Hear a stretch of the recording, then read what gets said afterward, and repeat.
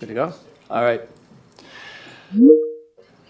All right, we'll call the meeting to order. Economic Tourism, Culture and Development for Wednesday, February the 12th, 12 o'clock. Can I have approval of the agenda? Can I just add something? I know you always wait till new business, but I just want to follow up with what Councillor Tweel mentioned last night regarding the Canada-USA trade war and some of the actions we can take. If we can just have a few minutes, it's already been out in the public, that's okay. So you want to put that on the future agenda? Well, I'll give a little bit of background and then, yeah, it'll want. I wanted to bring that up as well. I didn't know. And an echo. What's going on? Go ahead. Yeah, I wanted to bring it up. So, what I was hoping for, we could bring it up, discuss interprovincial trade, the elimination of it. Work with our Chamber of Commerce and let the province know that we're in full support of eliminating all these barriers and these obstacles, so we can have free trade with our sister provinces and provinces right across the country. I'll hear myself twice.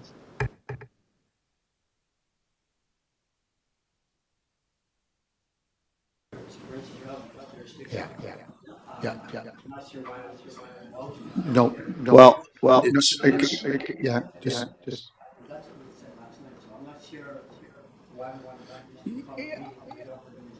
I'm not speaking from interprovincial. That's a federal, provincial issue.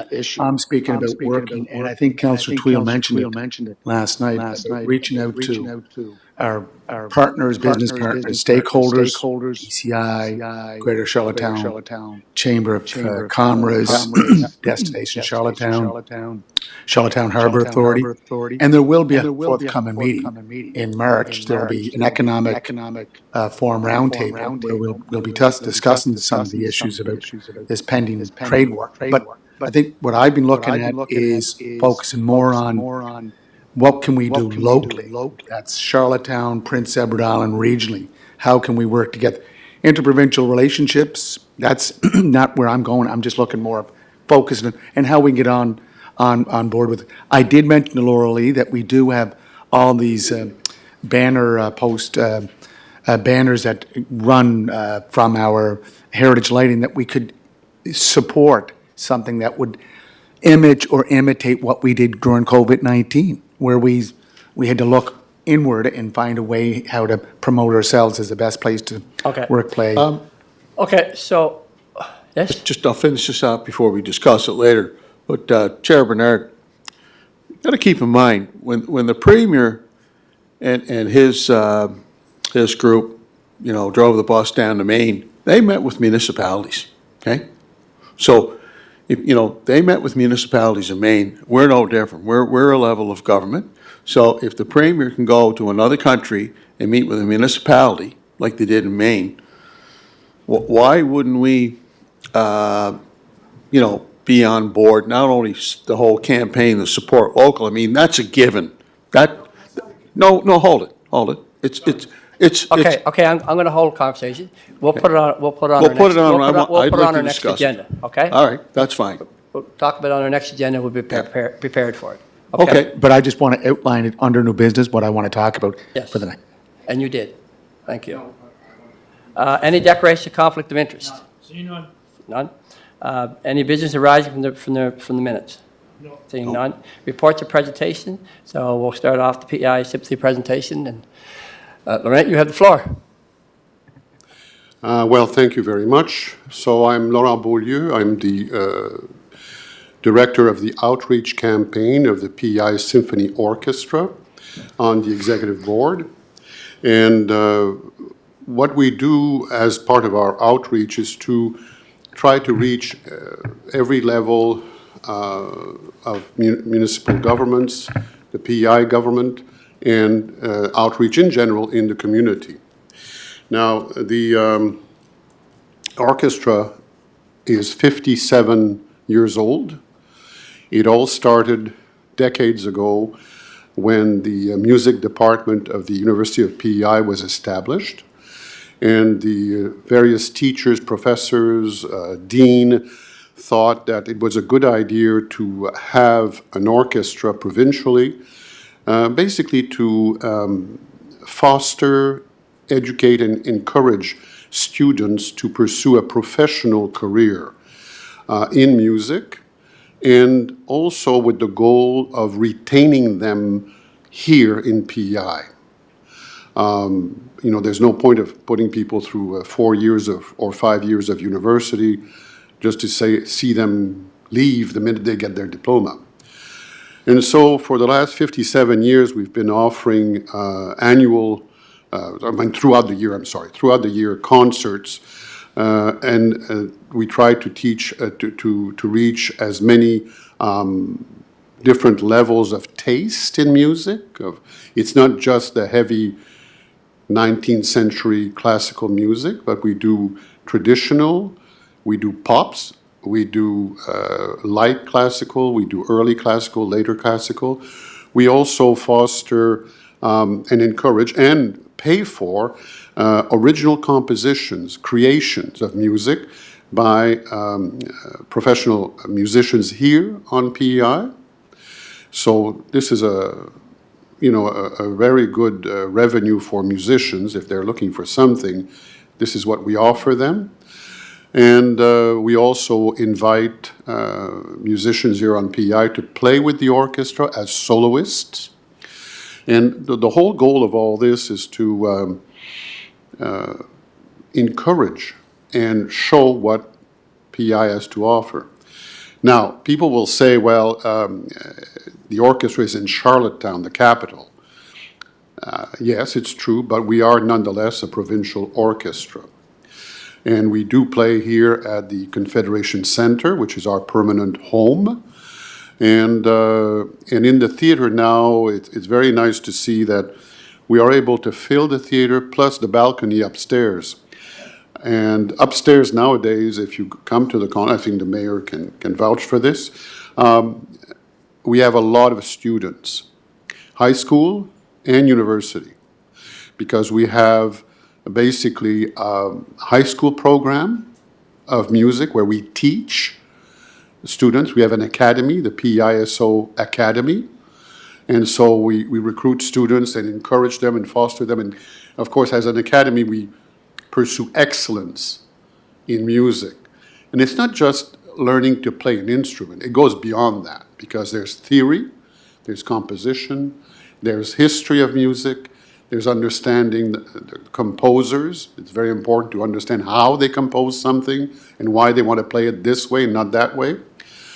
And this is very important. And also, whenever we have a concert, if you come to the center, you'll see there's a table with students there.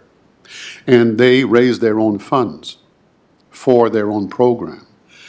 And it's been very successful. At the last concert we had 2 months ago, the students were 15, 16, 17 years old, you see, were able to raise $600. Needless to say, they were very excited. They couldn't believe it themselves. Because, they're young and... Sorry? The total for the concert, which is a lot, really. Because you would not expect people who come for a concert to stop by and talk with them and see what they are doing and so on and encourage them. And this is an important element because, it encourages them. It brings confidence in what they can actually do. And within the orchestra, we have 65 musicians. So, of course, we need proper setting to play. And many of these musicians are themselves professors at UPEI and or professional musicians. Some of them come from Halifax. They travel here for concerts. And usually they will be in Charlottetown for at least 4 days, because you have to rehearse. You can't just step on stage and start playing. It doesn't work that way. The pieces are often very complicated, and you need to be comfortable. Though you may know the piece, you have to be comfortable playing it, and playing it in this large group of 65 people. So this is very important also. So you see revenue here coming from hotels, restaurants, so on and so forth. We have to feed these people in terms of our expenses. It's not just the orchestra and playing. We have to rent the Confederation Center, which is $4,500 per concert. We have to pay the technical staff. There's a lot of them. It's all union labor, so union costs. We have to pay the musicians. $4,500 per every time you use it? Yeah, And that's- $4,500. And that's one day? Yes. Well, yes, it is one day. It's the day when they need the lights, the sound, the this, the that, whatever. Okay. So it's a good sum of money. And then, of course, you have to feed these people. You have to house them. You have to take, there's a lot of elements there. And so all this has to come into, and then, of course, don't forget royalties. Every piece of music you play often needs to have a royalty paid for it. And this is why we won't play certain composers, because it's just too expensive. It's thousands and thousands of dollars you must pay. And it's like a license, if you want, And you don't have the liberty of saying, well, we will play it, but we won't pay. Yeah, I'm sorry, it doesn't work again that way. People know, the orchestra is part of Orchestra Canada, which is every provincial orchestra throughout Canada from coast to coast. And I attend those meetings via Zoom, and, you hear about what they do in Vancouver, in Calgary, in Lethbridge, in Toronto, Ottawa, Montreal, Moncton, and so on. And it's important to see and discuss the problems we have. And it's always the same story, It's to attract the public, retain the public, educate, and education is a huge component of it all. And of course, financing, because it's an expensive thing. And, I think people don't always realize that the ticket you buy does not pay everything. It pays a small portion. And of course, some people will say to you, well, why don't you just raise the price? Well, yes, we could do that like they do in New York. And you'd be paying maybe $200-300.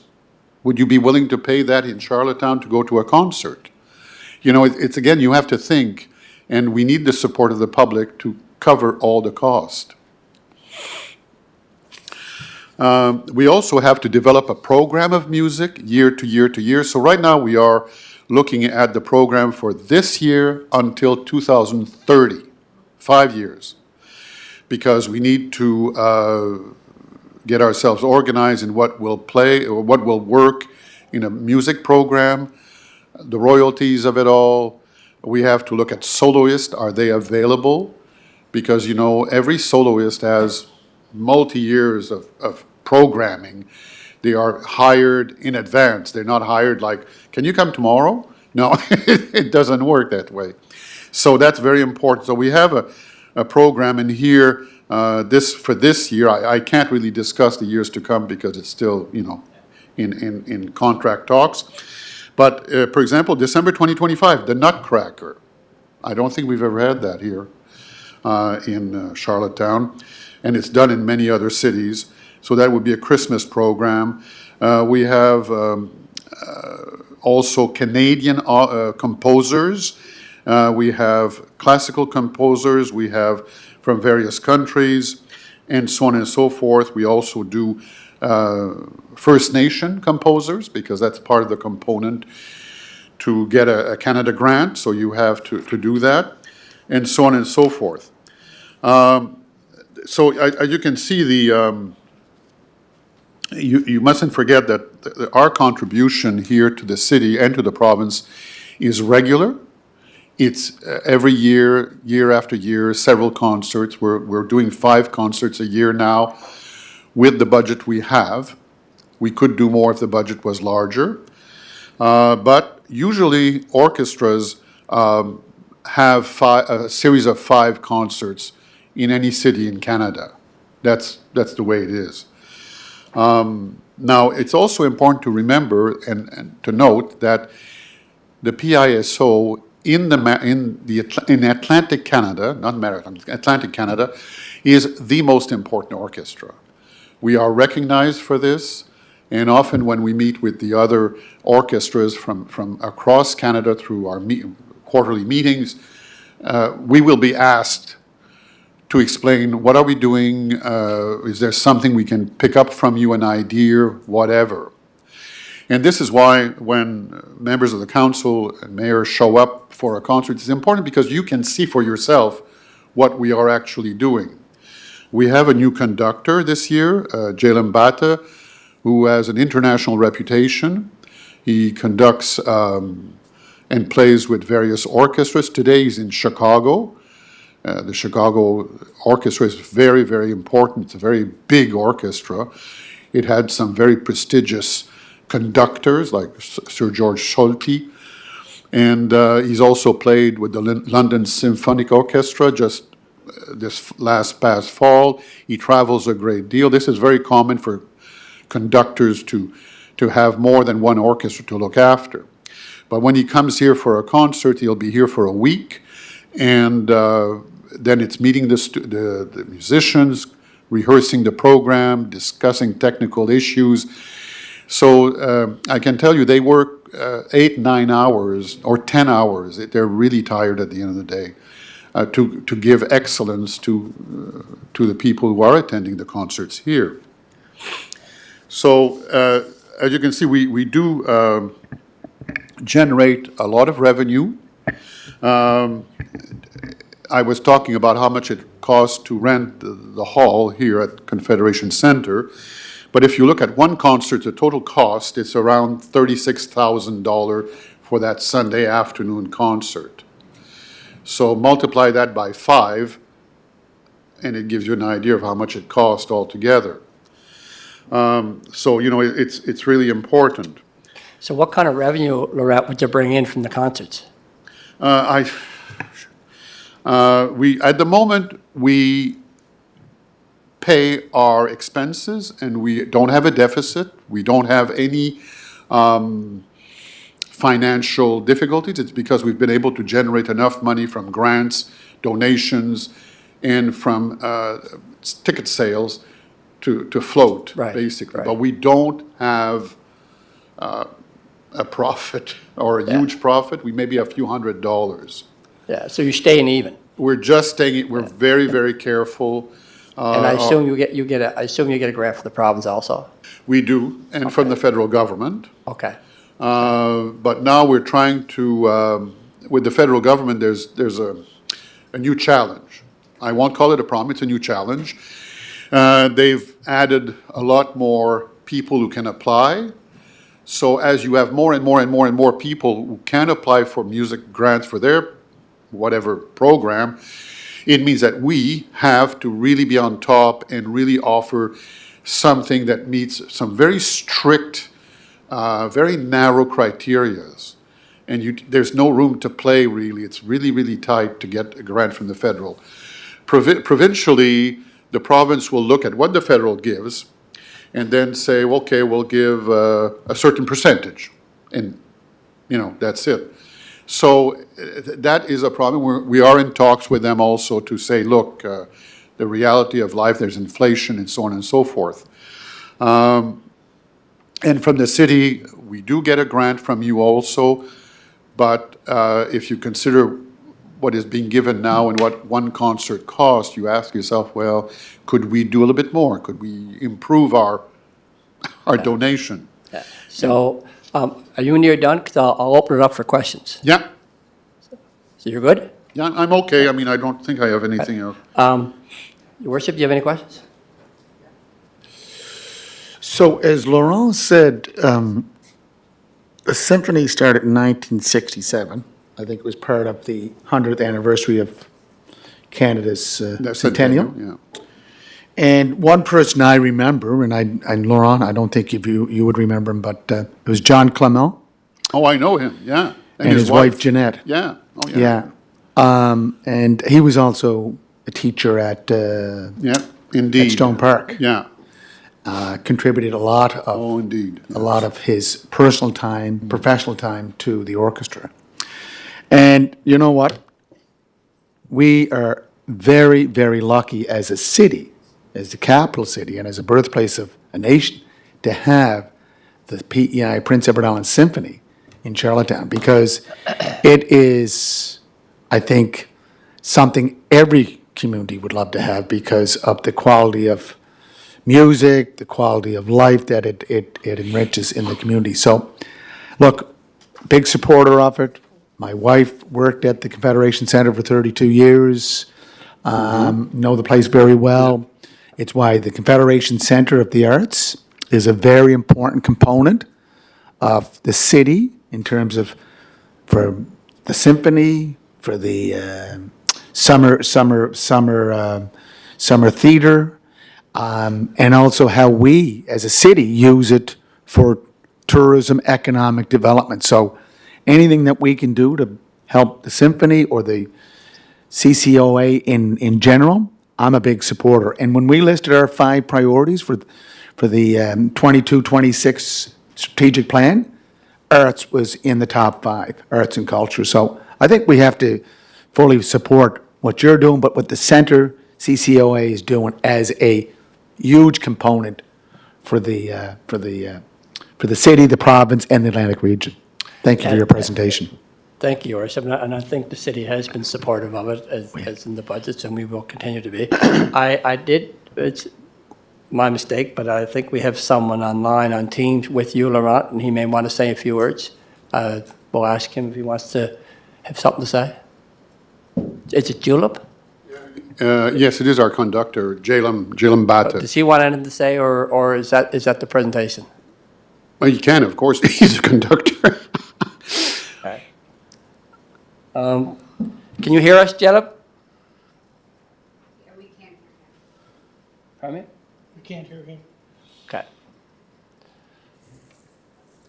All right. Well, if you can't hear it, have to. Pardon me? Not gonna come through? Can you hear me? I think so. Great.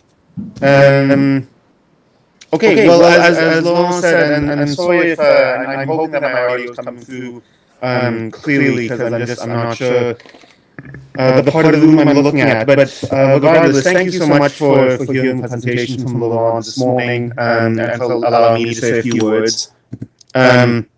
I'm sure that Laurent touched on most of the important parts of, I think, what the PEISO was trying to accomplish. But I wanted to highlight something that Laurent mentioned specifically, which is just how the community building and the touch points that the orchestra can provide are so important, not only to Charlottetown, but to the Atlantic region.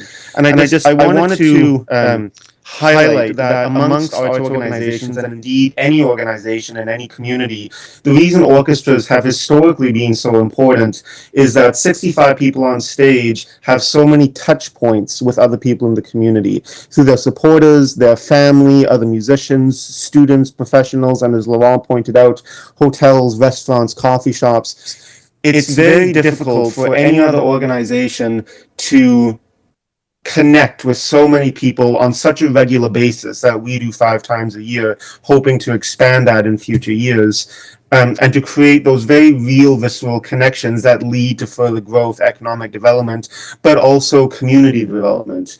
I often use the example of sports teams because, I live in Vancouver, but one thing I think across Canada that we all buy into is the concept of a thriving local hockey team. And of course, hockey teams receive quite a bit of fund development, quite a bit of support, because it's recognized the spirit of team building, the spirit of community, of connectivity, something for a community to really get behind. And I think all of those elements are still present, if not amplified, in an orchestral setting.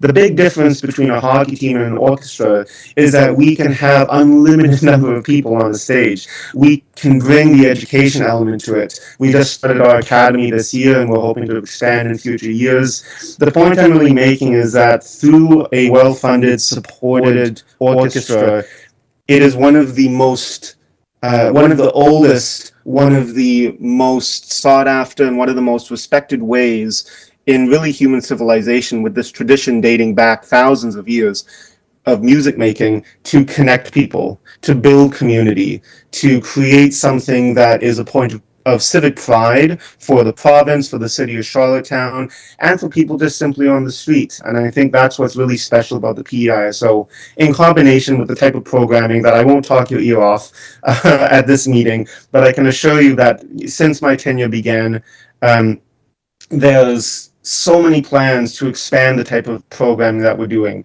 One example that I'm extremely proud of next year is bringing in Chris Dirksen, who's a Juno-winning Cree cellist, and our plan is to have them in residency for a week, reaching out to local Indigenous communities, providing concerts for the community as well, in addition to performing with the PEISO as concerto soloists with their own music. So you take those type of cultural engagement events and multiply them by 5-6 times a year over the next 5 or 6 years, taking us to 2030, and I think you can start to see the type of possibility that comes when an orchestra is really functioning at its highest capacity. Right now, the orchestra only receives 20% of its operational budget from the government, or various levels of government. So part of our mission is creating that outreach and creating connections like we are this morning, to ensure that it's understood that not only are we asking for your support, but what we can bring to the table in response to that. Okay, thank you very much for that. Thank you for coming in. I would ask, Lorraine, I think you have a presentation. Can we have that as a committee? Your full report? Yeah, for sure. I'll send it to all of you, as I usually write to you all. So I'll do that. Yeah, I have their address, so to speak, and phone number. All right, thank you very much for coming in, and thank you, Durant, for coming online. Thank you. Do you have a question? I want to thank Lorraine for coming in today, and I want you to know your presentation was very comprehensive. It was very detailed, informative.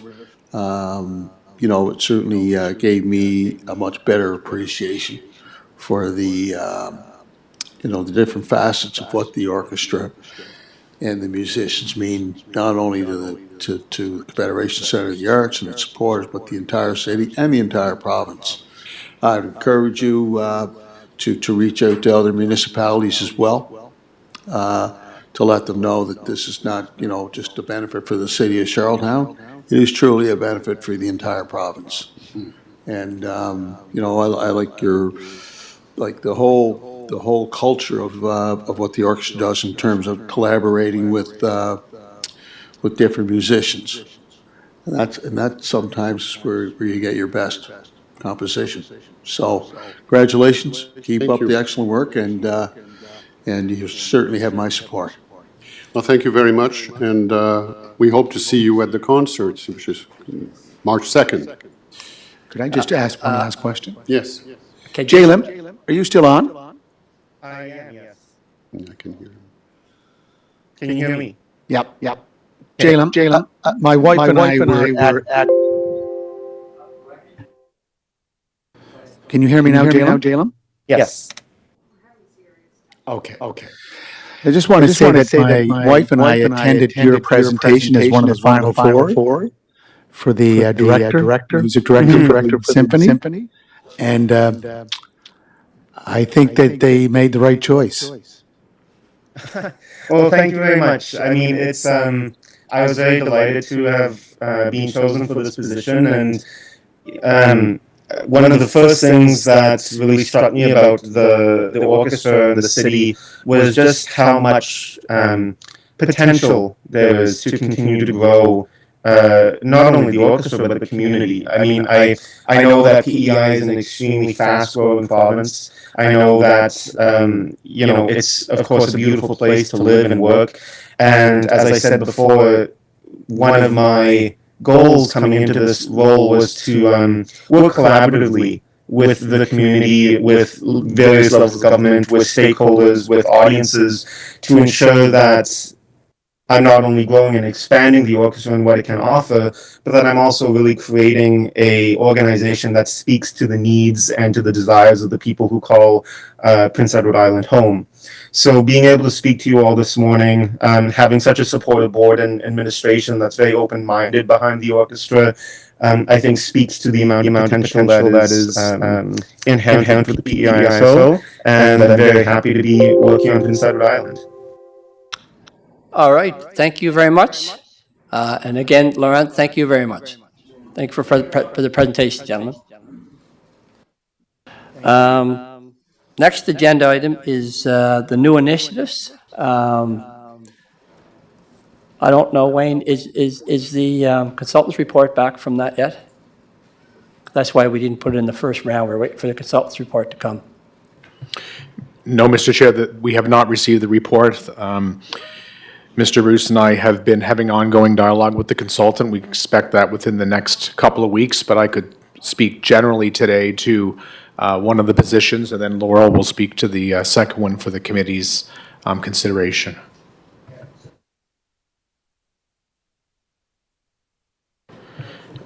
Yeah, it would be Economic Development Coordinator, and then the second one is Civic Events and Tourism Assistant. Yeah. Okay, thank you, Mr. Chair. So I'll speak to the Economic Development Coordinator. The report is in your package, and an overview of the new initiative is also in your package, but I would say a few things. Charlottetown, unlike most other major jurisdictions in Atlantic Canada and beyond, doesn't have a typical economic development agency. If you went to Moncton, St. John, Fredericton, Halifax, Sydney, they all have economic development agencies with multiple staff offering broad services with respect to ECDev. In Charlottetown, we have a very small team, predominantly myself, and I have some assistance through the economic and cultural coordinator position through Mr. Doug Dumais. And we have a number of gaps that we would like to address in order to advance our efforts in terms of economic development. We've made a lot of gains over the last year or so with respect to reestablishing our efforts coming out of the pandemic, not only domestically but internationally as well. However, we just don't have the resources or the team to be offering the services as we should be. One of the areas that are really challenged is the whole business retention and expansion, which is paramount to any jurisdiction when it comes to economic development. We have a great vision and partnerships with respect to trying to bring in new business, new commerce and growth. Although we need to really put more of a focus on working with our local community that we have and helping them to retain but also to grow, as well as organizations and businesses. There's also a number of other areas which is really overloading the cultural position right now and not allowing Doug to be fully focused within his area.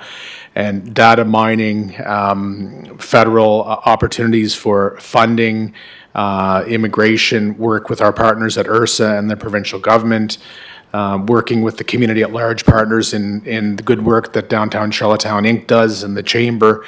There's just a number of gaps that really need to be addressed, and in order to do that, we need to elevate our team. Right now, there's also a demand on myself as the departmental manager. A lot of my work is around growth and attraction.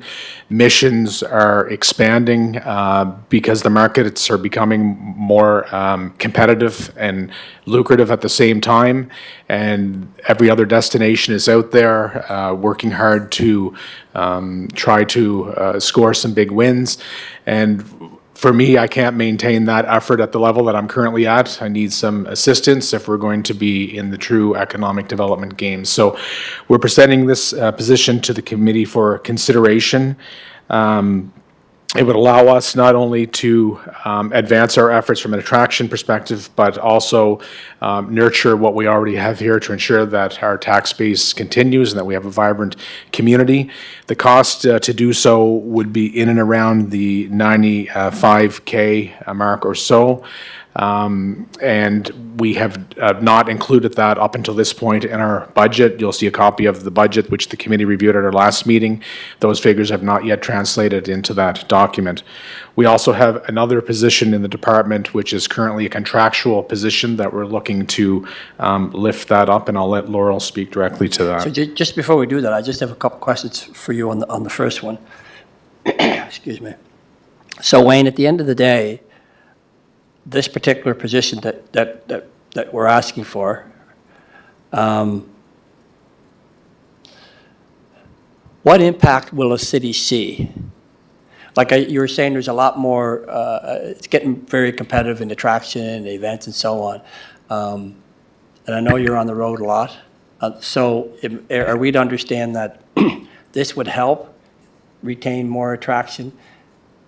Would the both of you be on the road, or would it be would you continue to be on the road? This new assistant would be on the road, or how does that work? Or does he look after the administrative work here while you're on the road? I mean, one of the things that we do want, and we talked, a few months ago, is about attracting more and more events to the city of Charlottetown and more lucrative events. Will this bounce into that? And basically, just give me a better idea of what this new positions would do. Yeah, the new position would assist essentially all elements of the economic development area. With respect to missions, they would supplement or complement some of the work that I'm doing. There are missions where senior staffers are expected to participate at a certain level and threshold, so you would want your senior staffer of the department to be on some of those missions, but there are other missions where you could use another individual from within the department to uplift those missions. This staffer would really work predominantly on retention of businesses that we have in our community today. There's a lot of issues within the commerce sector that you don't necessarily see. You might hear it as an elected official at street level. Other communities experience it as well. There's talent issues within the community. Many municipalities or agencies are working with educational institutions to try to offer new programs to meet those challenges. There's efforts around upscaling or even how to access federal dollars from an expansion perspective. So you're really assisting the existing businesses that you have in the community. We're surveying them on a regular basis to ensure we know where their challenges are, how they're succeeding, how we can better help them as a destination. At the end of the day, you always want to attract new business, but what you have is your foundation, and it's important that you maintain that and work with the community. If you look to our friends up the road in Summerside, they currently have 2 full-time staffers who work on economic development solely. That's not tourism or culture, it's a core economic development. So we're a very small team and a footprint.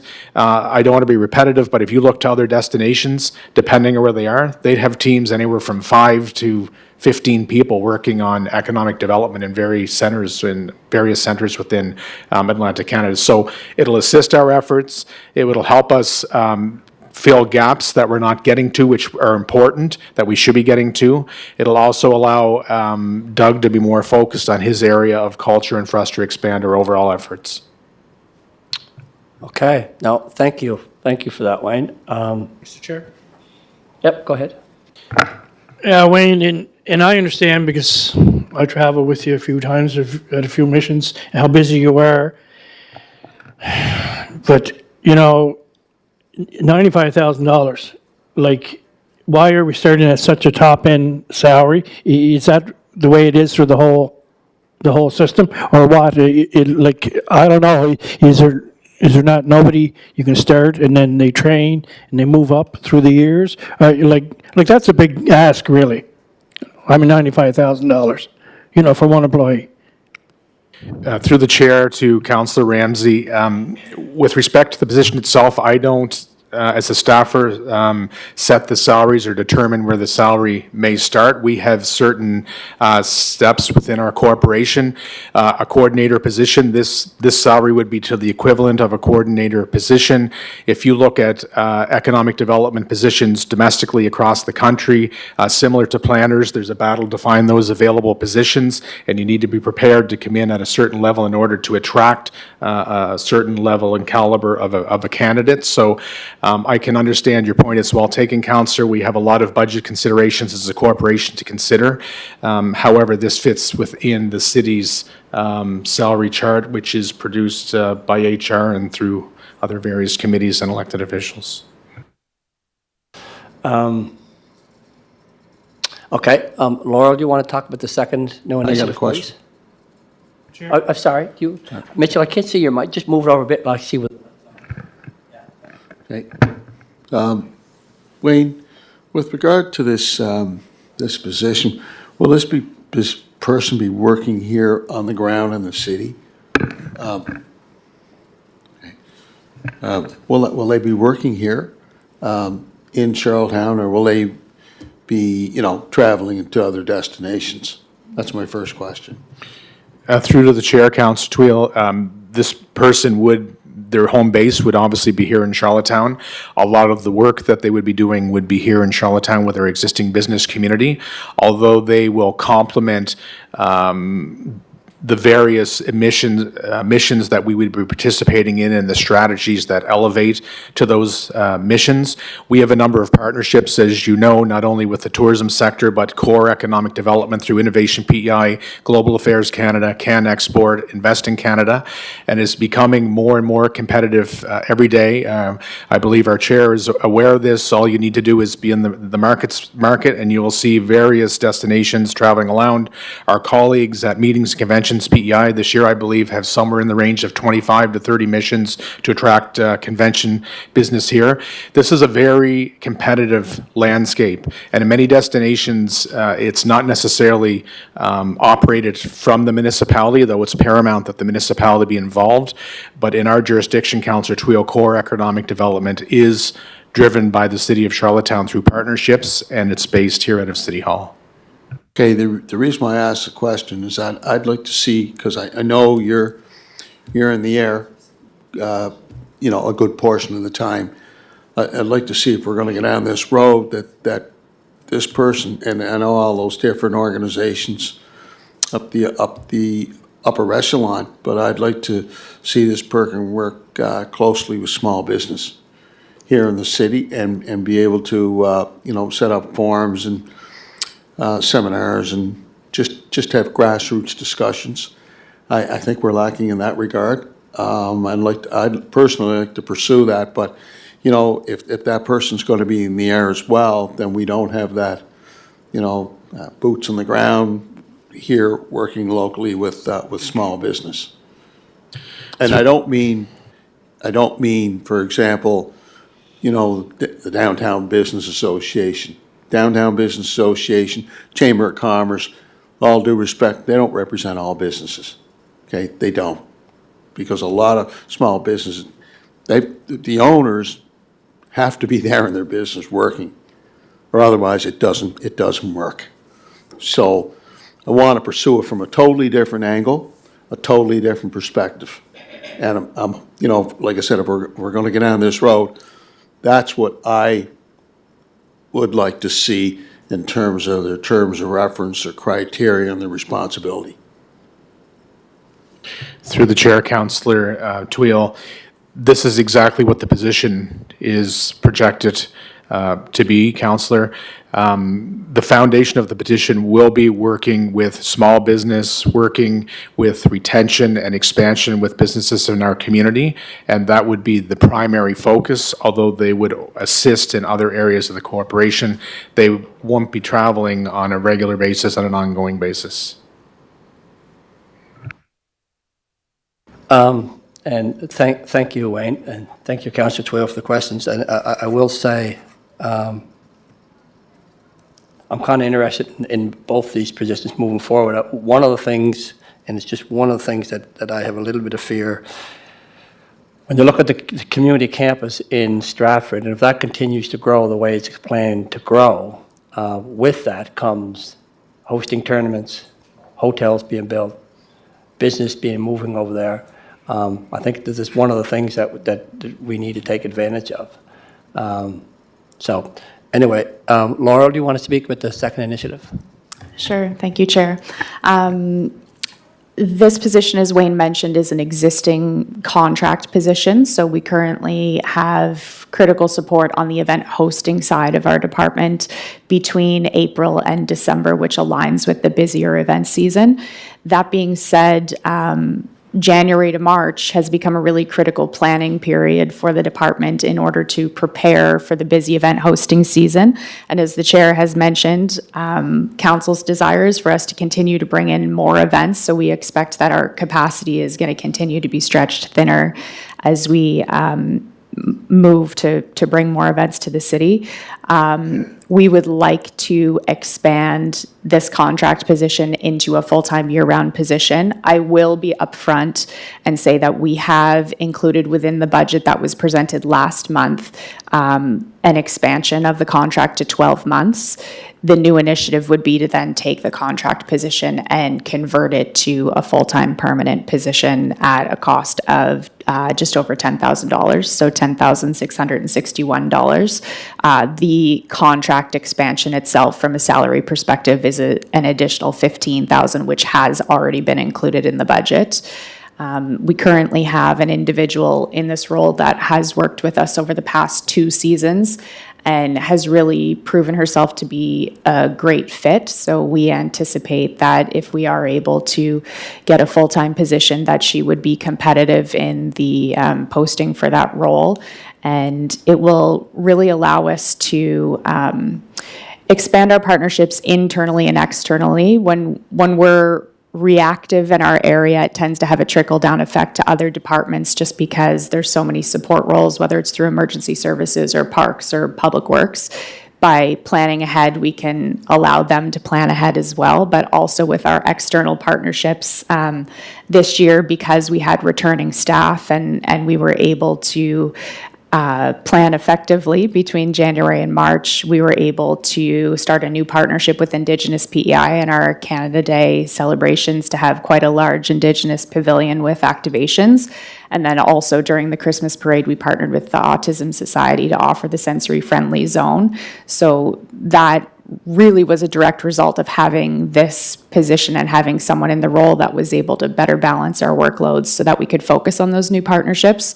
So by having that position year-round, it would allow us to expand partnerships further as well. So Laurel, how much do we pay for that contract now? We currently pay, I would be guessing, but I'm going to say around $45,000 for 9 months. And you're saying, did I hear you right when you said if it's, the difference is only $10,000 to bring them out full-time? So to bring her to a 12-month contract, it's $15,000, give or take. So And then $65,000 is the total. And then to convert it to full-time, it would be an additional $10,600, Okay. which so- really just covers pension and health contributions. So what you're saying is that the total cost of the city would be $75,000? 45 we pay now, 70-ish. 15? 70-ish. Yeah, okay. And did you say that's in the budget now? The $15,000 to expand to a 12-month contract is in the budget that was presented. The $10,600 to convert it to full-time is not. Okay. And so as we go after more events, this obviously position will become more critical. Yeah, so this position would stay more on the civic event side of things, and the civic engagement and events coordinator, which is Charlotte's position, it would free her up to be able to assist more with the attracted and the annual events. So it would just better balance some of the workloads within the department, and then also allow us to focus more on policy development and operational procedure development to hopefully streamline some of the work that we're currently doing. Okay. You had a question? Mr. Chair, we can go with both, but if I go back to Wayne's presentation, Wayne, at the November 21st Economic Development Tourism Festival Events meeting, I asked a GAC Fall 2024 European Roadshow report, and you sent that out. You sent it to all the members in the committee. And if you open the report, it's quite informative. So you had 15 B2B, business-to-business meetings, 9 with Milan, 6 with Madrid, off-site meeting, 1 with Madrid. You highlighted some of the groups that you met with, Joe Bell Group, do's and don'ts, and so forth. And then in your other report, you talked about how you broke down what was discussed, what were some of the opportunities of interest for attracting new businesses, right? So Councilor Bernard has said many times, festival events are great for the city, but who gets the revenue? It's the promoter and the provincial and federal government. All we get is we get people coming into Charlottetown, which is great. We need that.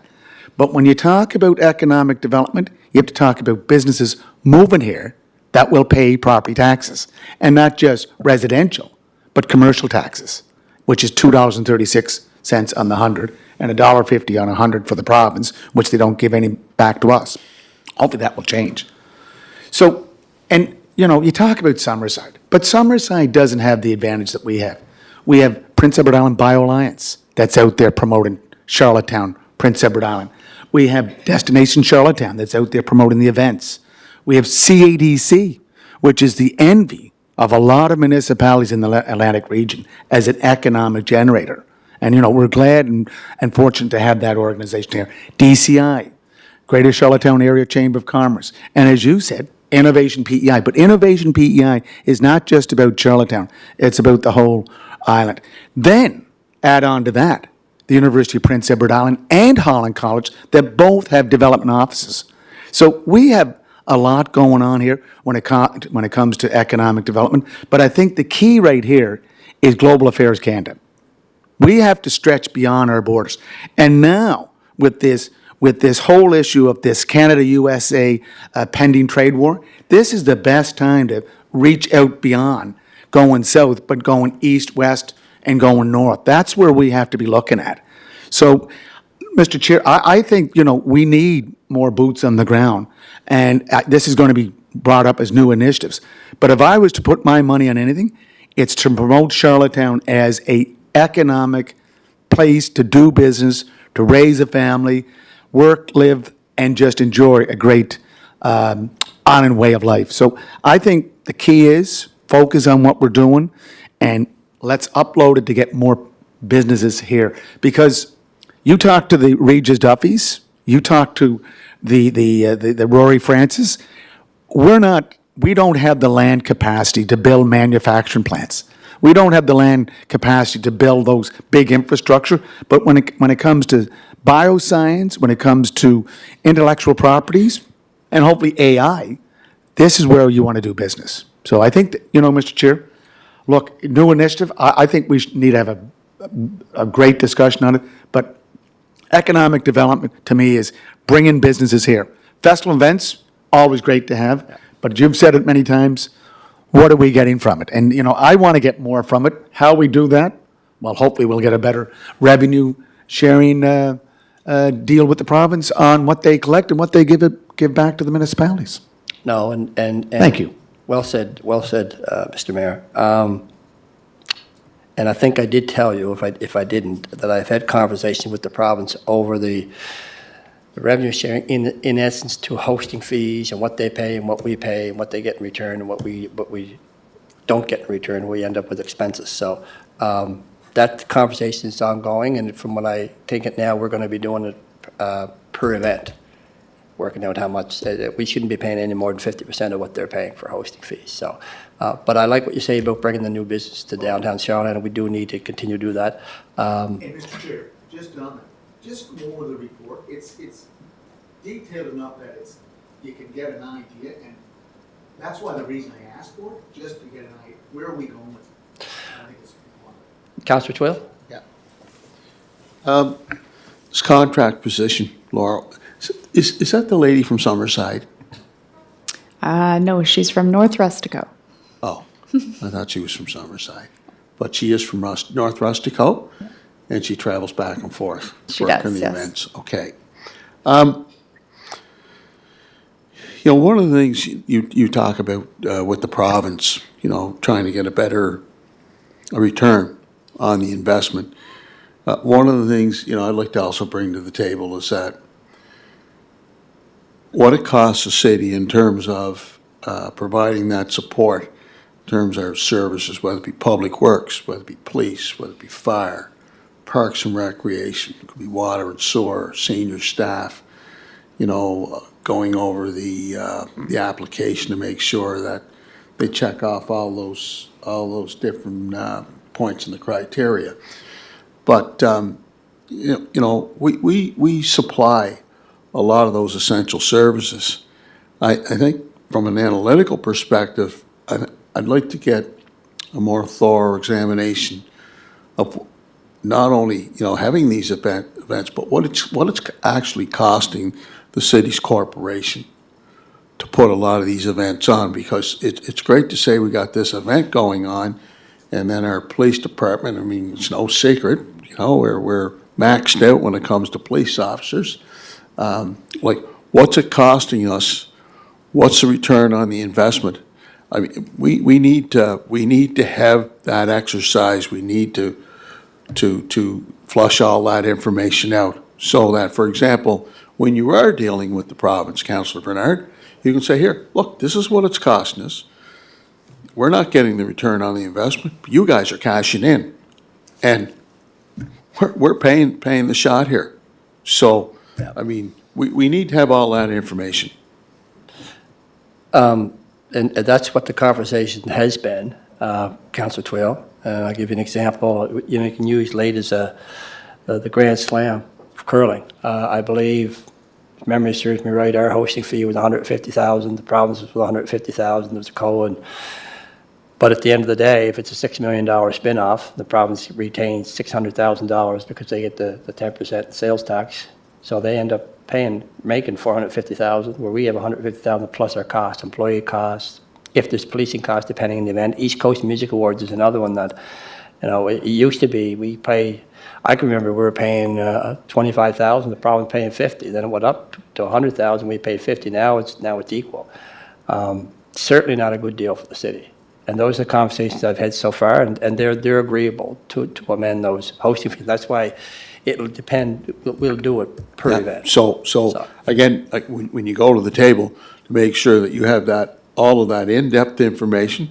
I have gotten it from Wayne. From a cost from all those different departments, because lots of times that gets lost in the shuffle. I did get it from the manager of the department before I had the conversations. All the departments, like police, fire. Yeah. Okay. The only thing I would add is, so that position that you discussed, the second initiative, the money's in the budget for it now? The money's in the budget to expand the contract to 12 months. It is not in the budget to convert it to a full-time permanent position. So the 10,600 and change, which covers pension and health benefits, have not been reflected in the budget, but the salary cost has.